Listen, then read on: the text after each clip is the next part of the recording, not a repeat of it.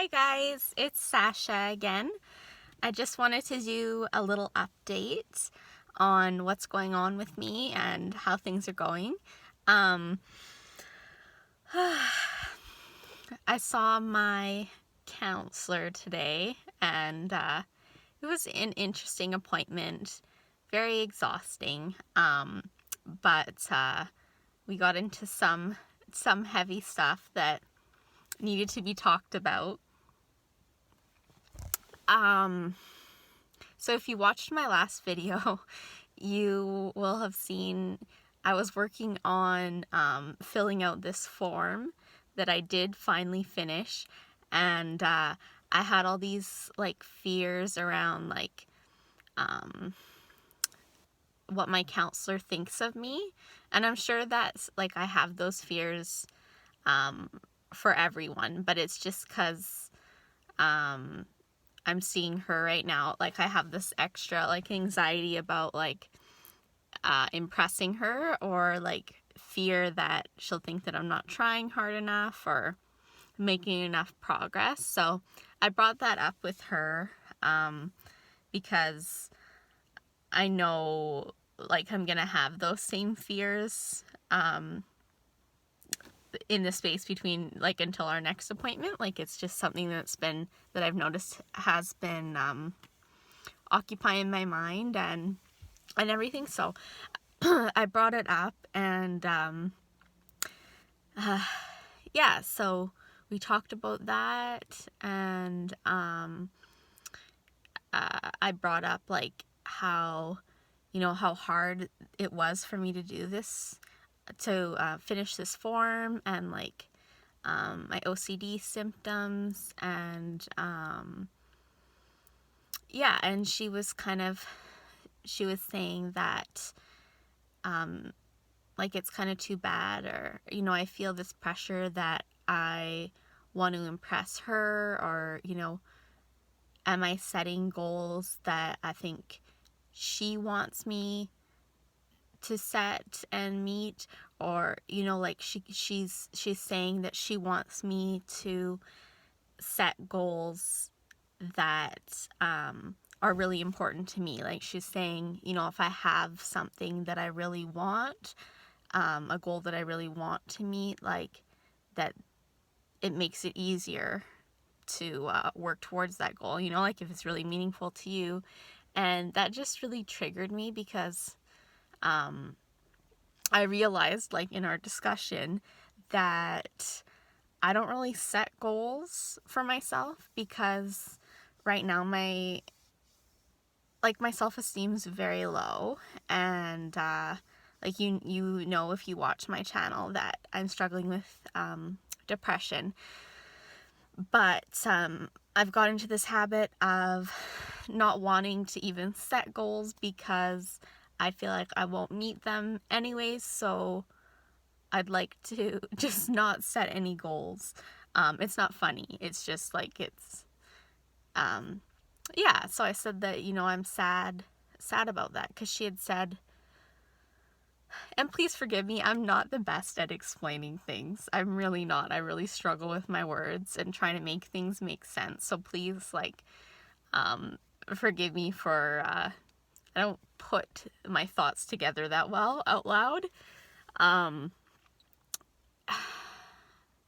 Yeah, so she was saying, how come you don't want to set these goals for yourself?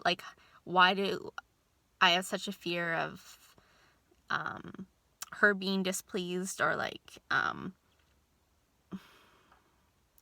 why do I need her to hold me accountable, or why am I setting those goals? How come I don't want to set them for myself so that I can get better? Yeah, I'm maybe not explaining that well, but it upset me, because yeah, I realized I don't want to set goals for myself, because I don't want the fear of not achieving them, and so feeling even worse about myself. So anyways, I usually don't cry. I don't cry often, and even more rarely cry in front of people. So I just started crying in her office, which I'm sure is very common for counselors. But like I was like, like my real goal, like my real dreams, they just seem so far away or so unachievable that I don't even think about them anymore. Like, so I brought up to her, like, I would love to be in school again. Like, that's something that I just, like, I loved being in school. And that's a whole kind of other story. But it's just like, if I had an ultimate goal of something that I wanted for myself, like, I would love to be back in school. And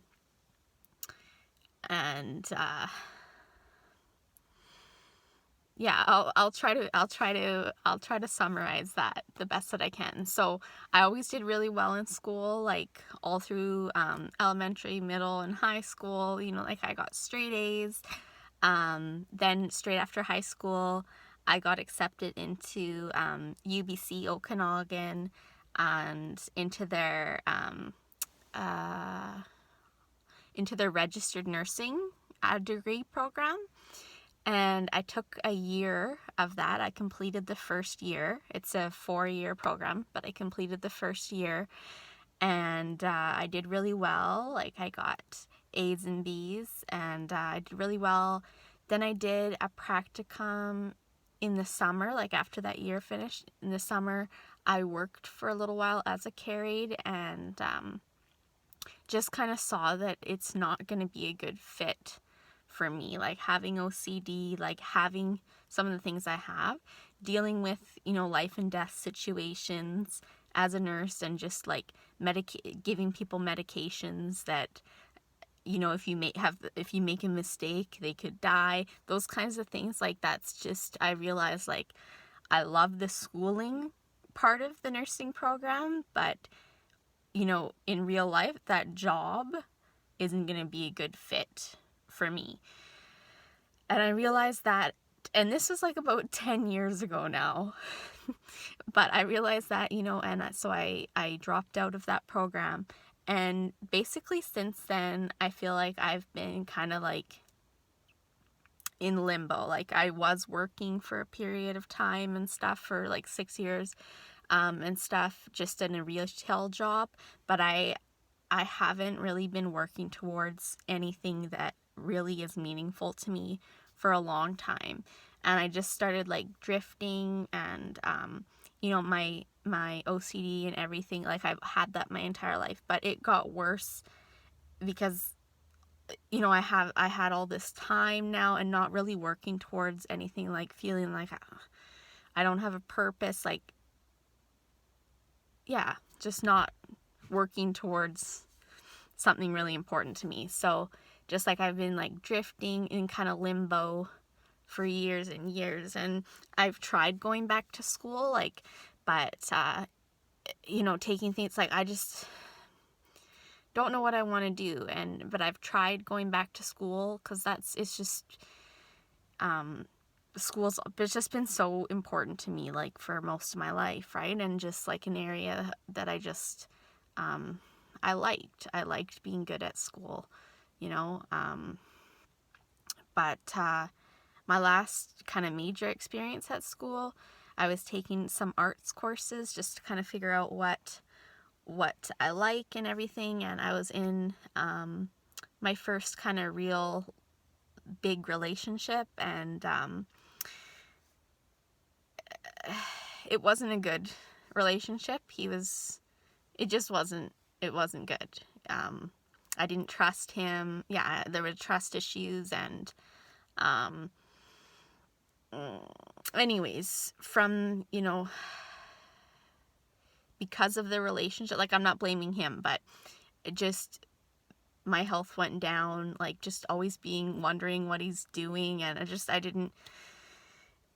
didn't trust him, but I was in love, and I couldn't seem to end the relationship. And so I started like skipping classes, like I started failing those classes that I was in. So I didn't show up for the final exams, and that was kind of my last, like, I've tried to go back to school since then, but I'd never failed anything in my life before that, and that's just really, like, stuck with me, and something I haven't been able to get over. But I don't know. So anyways, so back to today, I brought not all of that up, but I told her about, like, well, if I didn't have OCD, like, if I thought that I could manage, my OCD better, like, my illness is better, I would love to be back in school. Like, that would, that would make me so happy. And, and so we dug there, kind of opened a can of worms,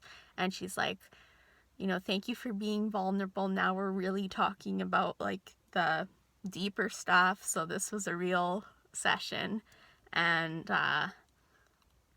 now I get to kind of think of, my homework for about a month until I see her next is to come up with what would I like my life to look like if I didn't think of, well, if I didn't factor in, like, the OCD, or like, oh, that couldn't happen because of this, or that couldn't happen because of that. What would I like my life to look like, if I had better management over my symptoms? Not without them, but, like, right now, I can't even picture myself being in school, like, but there was a time when I could, and I had OCD then too. It just wasn't it wasn't as bad, but I was still able to be in school and be more, function better. So anyway, so that's my new homework. I feel a little hopeful that, that could even be a possibility. It's just nice. I don't even really let myself think of what my dreams are for my life, because I've had disappointments and, a fear of failure.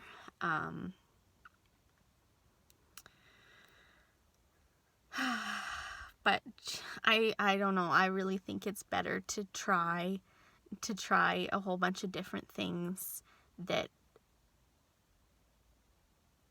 that, yeah, you could fail, or you could, maybe you wouldn't, right? I think it's so much better to do that than to just not try anything because you're too afraid. So lots to think about, but that's my update, and I hope some of it made sense.